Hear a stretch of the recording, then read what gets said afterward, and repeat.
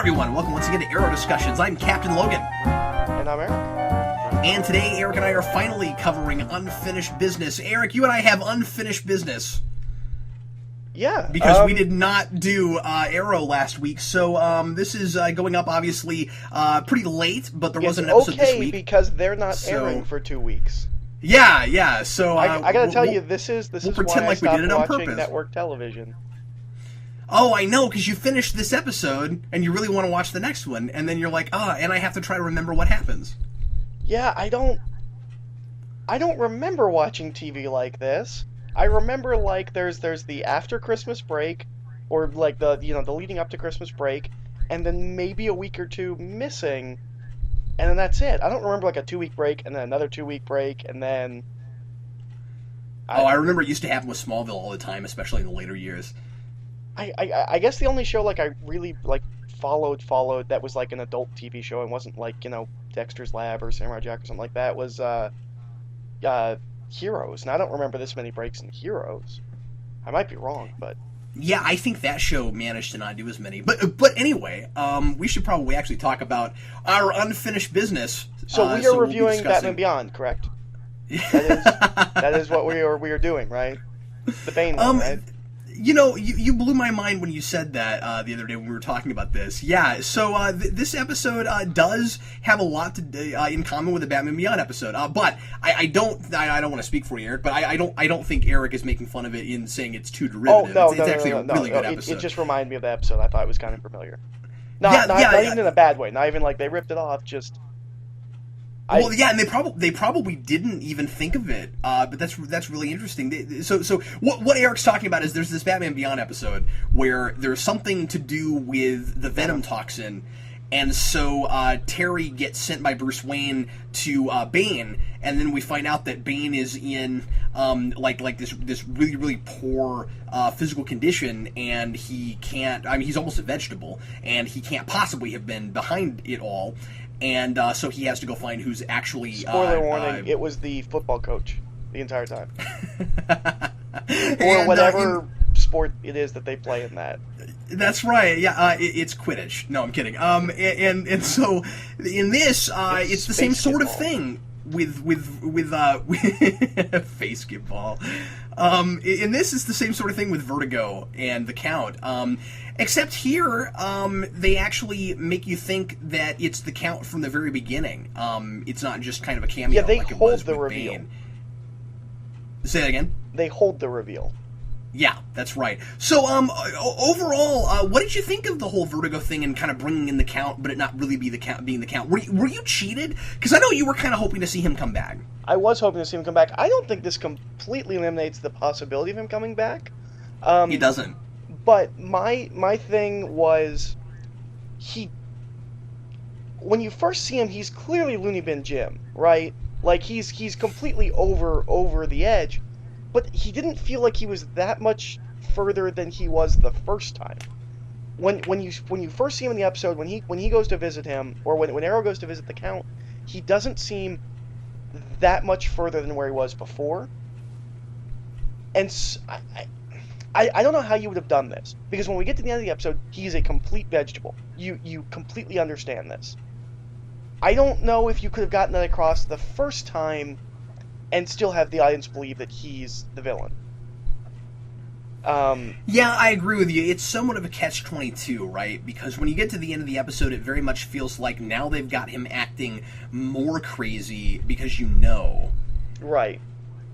And so that's, I don't know, it's slightly problematic. At the same time, I did appreciate that I didn't know through most of the episode, and that I really did buy that he got out of prison and all of that. And I wasn't let down. I kind of bought the doctors that took over and recreated the new Vertigo. And I like the explanation for how they managed to get it, and how they were able to reverse engineer it and make it more powerful and more potent. Okay, I have one question. When Oliver, what I was going to say is when Oliver was like they've made this, or there's this new version of it and it's more powerful than it ever has been before. I'm like I hope there's an explanation for why, and there kind of was. So I like that. I have a question about the explanation, because we're told in no uncertain terms the first time. when it's first introduced, that it is the perfect high. He engineered it so it is the best high you will ever experience. Why would you mess with that formula? And more than that, why would you put in something that would kill you? That seemed weird. You have the ingredients for the perfect drug that people are already hooked on, and you're putting stuff in it, and you're making it deadly. Yeah, that's a good point. And it also makes them really dangerous. Yeah. In a way they weren't before. It seems like that would turn people away more. Yeah, that's a really good point. I hadn't thought of that. It's not even like, I know nothing about drugs. I'm throwing words at and hoping that I'm correct. I don't think it's even like heroin where like you can overdose. It kills you. You take this drug and you die. Yeah, because in the kind they had before, you could overdose, but it would just make you nuts. Yeah, it's like now it's not a risk. You will die. Yeah, that's a great point. But I feel like I'm sounding more negative than I was. I really liked this episode. I just thought that was a little weird. I don't know why he would mess with the formula. This is another one of those episodes. I just want to get to the core of it real quick and get to kind of a nice beginning spot to really delve into this. I really like how this is another really dense episode where everybody gets something to do. And we've got great moments for everybody. This is probably the best, and I guess we've said this before, but to date, this is really, I think, the best Detective Lance episode. And one of the things that it does, I feel like we say that every time he has like multiple scenes. Yeah, if he shows up for more than 5 minutes, we're like, holy crap, Lance this episode. But yeah, I was really impressed with how this felt like such an epic kind of episode. It felt like probably more superhero than any of the rest of the show. It's got two villains that we've seen before, and neither of them actually is doing anything. I really like that. I think one of the things that I don't even know if I can explain it, but last episode felt like it was trying to be a very plot heavy episode. It was really moving pieces forward. But it, obviously not only did I not like it, but I didn't feel like it was important. With this episode, I don't know if anything even got moved forward, and like the entire episode, I'm like, this is serious. Like, this is really important. Well, I think it's important to note that there is at least one huge major thing that changed the status quo at the end, and that's Tommy leaving the club. Which is another small problem that we actually discussed when we were talking about this episode the other day. Why didn't we record that, Eric? I know, why didn't we record yesterday? Well, we'd finished talking, then you're like, we should record. We would have just been repeating ourselves even more then.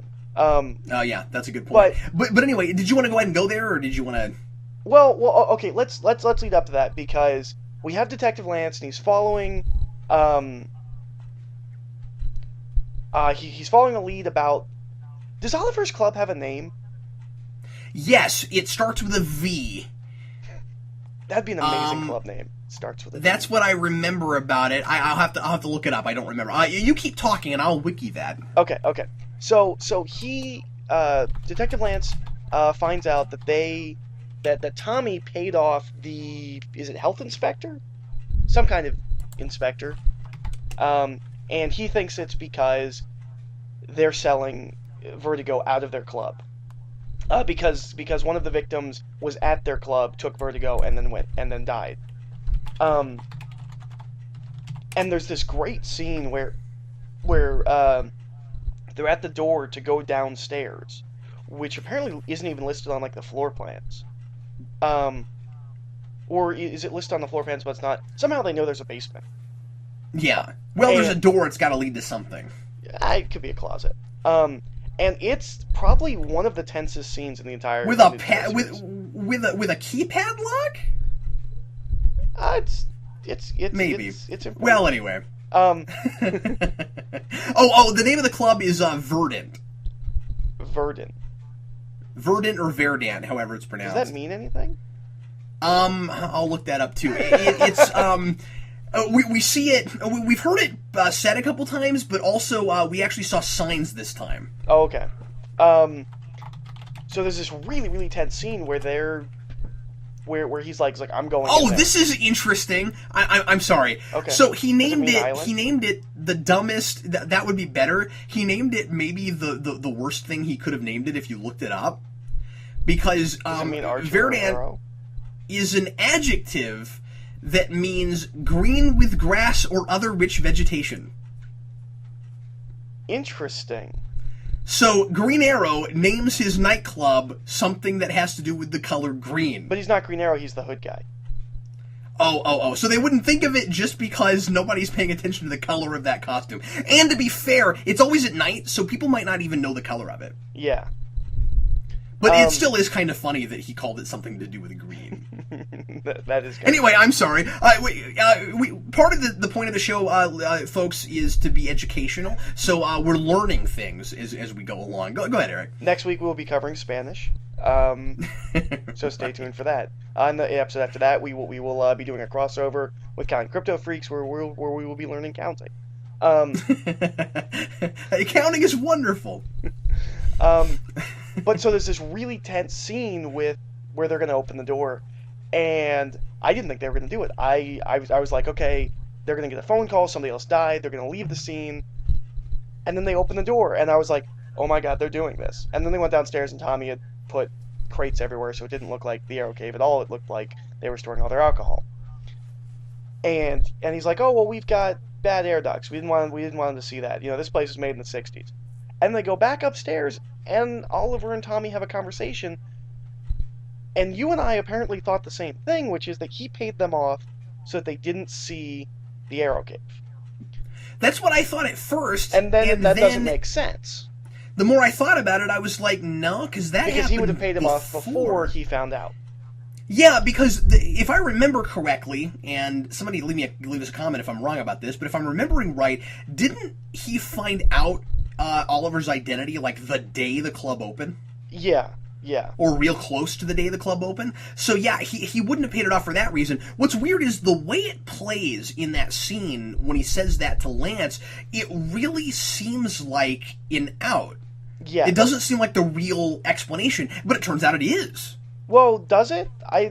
Because we don't know. You're right. We really thinks, don't know. Because immediately when he said that, I was like, oh, we paid him off to hide the cave. And then Ollie starts attacking him and going at him, and is like, why did you pay them off? And he has that moment where he thinks... Right, and then Tommy gets angry with him because he thinks that Oliver thinks he's capable of selling drugs at his nightclub. Yeah, and that's...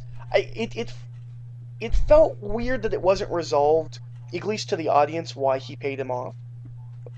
Yeah, I would have liked to have had some sort of a confirmation, because... that could work. It might make sense. It's a little bit strange that you would... if when he stormed away, he's like, by the way, those air ducts are bad. You should get them fixed if you're going to actually have a health inspector here. Or something like that.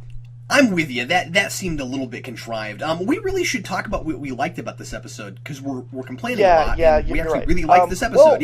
Well, you know what I can say? Because this leads to Tommy going to his dad. I'm calling it now. His dad's going to die. Tommy's going to be Dark Archer next season. I think Tommy has become the most interesting character arc of the season. I don't want to go that far, but I do think it's a lot more interesting than I thought it was going to be at the beginning. I really didn't like him to begin with, and the series has sold me on this character being necessary for this show, because at the beginning I didn't like him, and then it turns out I wasn't supposed to. And he definitely is the most changed character throughout the show. I really appreciate... I'm not saying he's the best character, but he went from, does this guy even need to be in this episode, to, I'm really interested to see what happens to him next. I think from the beginning to now, you're making a good case. Changed. You're making a good case. One of the things I thought was really strong about his argument with Oliver at the end, and I did somewhat resist the idea that he was kind of still on Oliver's side so quickly after being angry that he kills people, and then he kind of went right back to that at the end. But at the same time, he has good reason, because he says, you changed a lot on that island, and you're not recognizing how much I've changed. And you know what? You and I have seen him change that much over the season. He's right. Well, not even that, but when we first see him, he's trying to pursue a a serious relationship with Laurel, which seems completely out of character with what, Oliver would remember. Yeah, that's right. Um, And I mean, he's become much more of a responsible person, all of that, and nobody is like at least the people that really matter beyond Laurel are really giving him the time of day for it. Like nobody's recognizing how much of a better person he's turning into, and that's going to probably lead him. I agree with you, down a dark path. I think you're right. I think he's on his way to supervillain territory down the road. Based on the ending, how long do you think it is before he tells his dad that Oliver is the Archer? Do you think it's next episode, or do you think it's season finale? I think it's there's every good chance that's season finale stuff. I think that could be even potentially cliffhanger territory unless they kill him off this season. Something that I would like to predict, and I think that this is more of a long shot, and I mentioned this to you on the phone the other day, I think you're 100% right. I think that's going to happen. I like to predict right now that I think it's at least likely that that Tommy's dad, that Malcolm Merlyn, gets killed by Moira. You said that the other day, and I was like, yeah, that's possible. Now that I think about it, that would continue the borderline Shakespearean levels of this show, that Oliver's mom kills Tommy's dad. And he doesn't just go against Oliver because his dad was going against Oliver. He goes against Oliver because his mom killed his dad. I think it becomes a family feud. Yes. I think this is a strong possibility. It becomes a Montague versus that kind of thing. Yeah, it'd be really interesting. So one of the things you said earlier was that the episode is like feels really epic and important, but it doesn't further that much stuff. But that it really does. I mean, that's a huge status quo changer. I guess it furthers more character stuff than it does plot stuff. Oh, I see what you're saying. Yeah, absolutely, sure. But I think those in this case are one and the same, because this gets Malcolm right back in the forefront. Something I think that's really interesting about this show that I think they learned much faster than a lot of shows learn. Yeah. Is that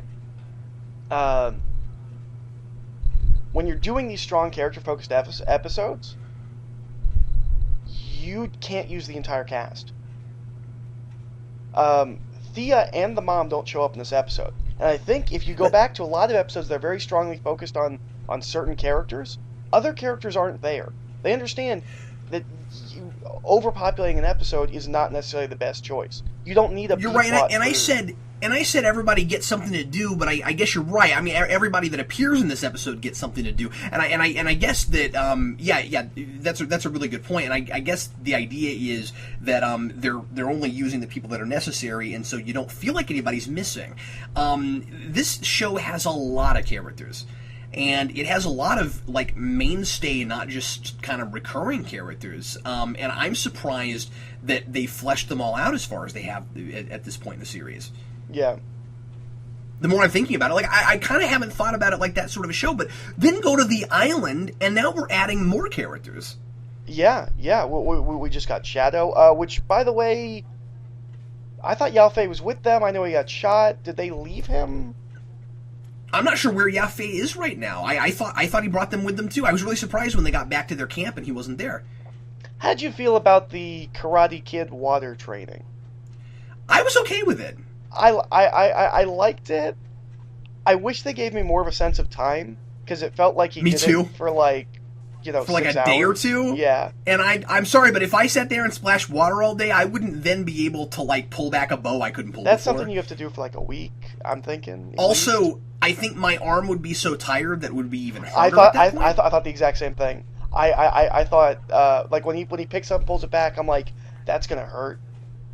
Because I've been rock climbing once. I did that a few weeks ago for the first time. And, like, the more you do that, the harder it is to keep going, not easier.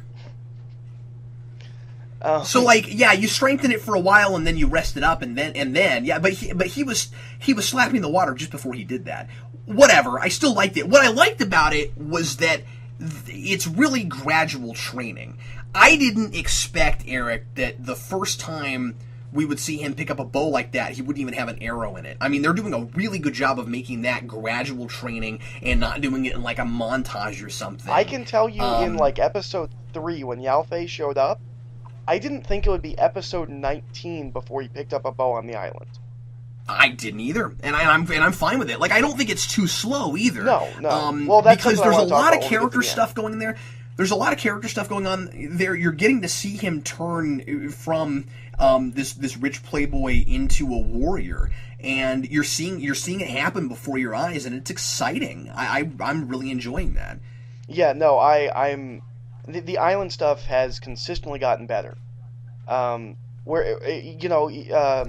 Even and I actually care about it now. I get excited when I see it now. Oh, yes. You remember several episodes ago, I said, God, I just get, when we go to the island, my eyes glaze over. And I'm not like that now. Even after the season break, I think they still had points where we were like, why is this, like, you don't have to have the island stuff here. You're just putting it here because you need island stuff, But after the island episode, I feel like what we really needed was for Deathstroke to become a main character. Yes. I mean, that had to happen. And once it did, we're good, Yep. Because Oliver's got to have somebody to talk to on that island. Yeah. Well, and it helps that every time we flash back, he's not just, like, scared and cold in a cave like it was for the first, 6 episodes. Yeah, that's right. But again, I think if we looked back, we might appreciate some of that stuff better just knowing where it's going and seeing that thread. Before I get into my thing about the island, do you have more to say about the episode? I'm thinking, because we need to cover the Deadshot stuff. Oh yes, the Diggle Deadshot stuff. I really like that. So they have this really great moment where Diggle refuses to answer his cell phone because he's going off on his own on his own mission, his own personal mission, and then Oliver calls him on it later because they needed his help for tracking down the Count. And then Diggle then kind of comes back with, well, because I think what Oliver says is the city is on fire. And Diggle says, well, now don't turn this around and pretend like this isn't a personal vendetta for you, because it is. Right. And then you get to the end, and I just love their friendship. I love what the little character arc Oliver gets through this episode, where it really was a personal thing, and they finish his, and then he says, "Let's go catch your bad guy," and he's like, "Well, this really doesn't mean anything to you, Oliver," and he says, "Yeah, but it means something to you. Let's get it done." Yeah, I really like that. Dude, I love that. It was really strong. I really love that. I care about those guys together a lot. They're doing a wonderful job making me care. Yeah, no. I really like them. I kind of wish we got a little bit more with Diggle, because I remember, like, when the series started, we immediately were like, he's a strong character. I'm glad that finally I feel like maybe he might get a full-on episode. We had that one with the Blackhawks, but like I feel like of all the characters, he's the one that's had the least development, or not development. They've delved into him the least, I feel. Yeah, we don't have a lot of personal stuff with him yet. We know his big vendetta thing, but we haven't gotten to really know him like we have Oliver, of course, because he's our protagonist. I mean, obviously, but I don't think we've gotten to know him as well as we've gotten to know Detective Lance. Minor. I think they're kind of on par with each other. I mean, like, Lance has the same sort of thing, right? Where it's like, okay, I've got my dark past with my daughter getting killed, maybe, and I don't know. I don't know. I feel like he's more fleshed out. Like when it cuts to Diggle, I feel like after a certain point, Diggle's just the guy who sometimes questions Oliver, and it's always good dialogue. That's always good, back and forth. But like I feel like he's kind of fallen to the wayside because he was so strong out of the gate that they were. You're right. He's definitely helpful advice guy. Yeah, I'm hoping that next episode, we really get some more Diggle, because I feel like he has kind of not been completely pushed out of the spotlight, but I feel like they've sidelined him to build on the characters who weren't as strong from the get-go. Yeah, I agree with you. That's a great point. How do you feel about Oliver's whole? Because I mean, we find ourselves having to talk about, is he too much of a killer a lot? And I think that we would be remiss if we didn't bring that up this episode, because it's a major thing. You get to the end, and he does kill the guy that really was responsible for the new Vertigo stuff, but he has a chance to kill the Count in case he ever. And we gotta assume he's coming back because of this scene. In case he ever got lucid and decided to start his reign of terror again, and then he decides not to kill him. What did you think of that? I think that at least since Huntress returns, they've kind of cemented how they view his killing, which is, it is okay if he kills in direct action to someone else's life in danger or his own life in danger. That seems to be the rule of thumb moving forward, so this plays fine. Yeah, I thought so too. I really liked it, and there's a split second where I'm like, oh, he's gonna shoot him. I don't think I ever completely went over, but there was that moment where I'm like, oh, he's gonna do this. Yeah, the cinematography was great in that scene because they got the arrow so close to his head. Yeah. You had island stuff. I did have island stuff. Go ahead. Okay, so we were talking about this last night, and I want to bring it up here. I have a fear about the island because we've already seen in this season starting to move away from the list. At this point, the list is very much just a plot point. It's not even the thing that moves episodes anymore, and it hasn't been since probably at least the season break. No episode has started with Ollie being like, I gotta go get this guy. They're moving away from that. You said you've read interviews where they said that they're, gonna wrap that up and kind of completely move away from it, moving on with season 2. And he's gonna be full-on superhero. Yeah. I've been thinking about the island and how this is gonna be a problem because they tied the island so much into that list. It has to all be about this list. And I'm worried that moving forward, like, let's say it's a 5-season show, we get to season 5, and, Oliver's fighting Darkseid eating babies, and the island's still about him compiling a list. And him finding out about a list that we haven't dealt with in the present day since season 1. Alternatively, I would almost be worried that maybe they'll kind of forget about the list and get really inconsistent with it.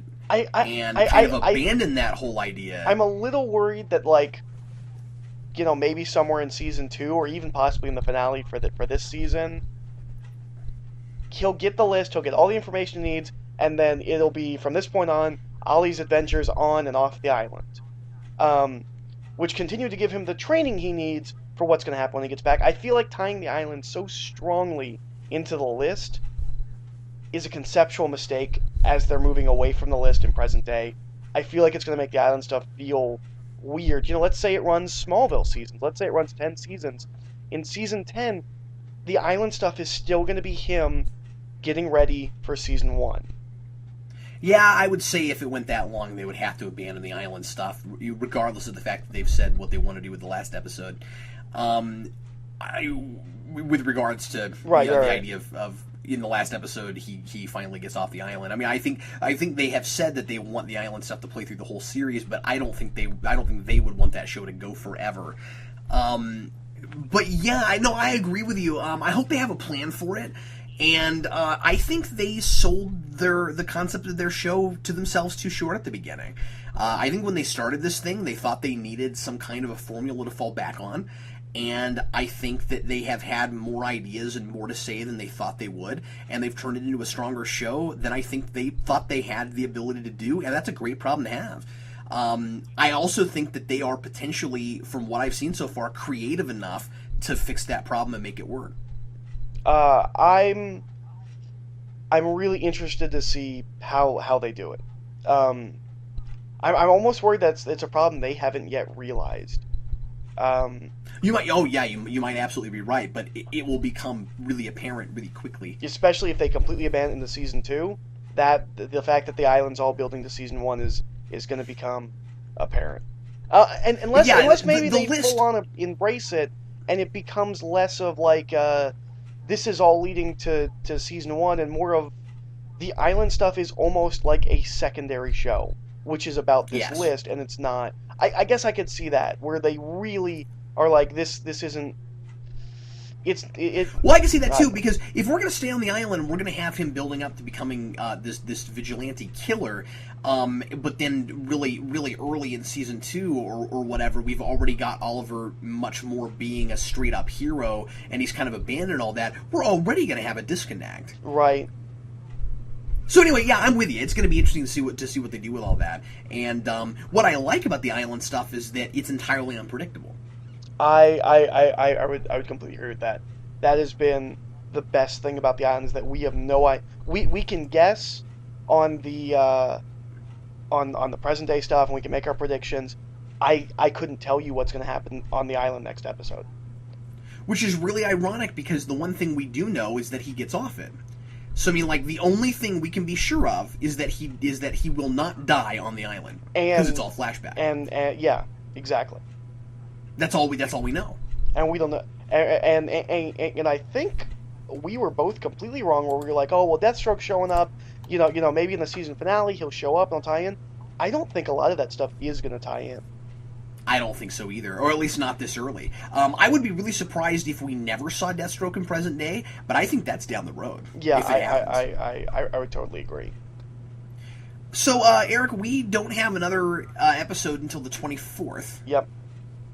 It's a bummer. So yeah, it'll be a little while before we see you guys again, and then we have episodes. It'll be a little while until we talk at you guys again. And then we have episodes every week for the last 4 episodes. Yeah. And the finale airs May 15th. Which is cool.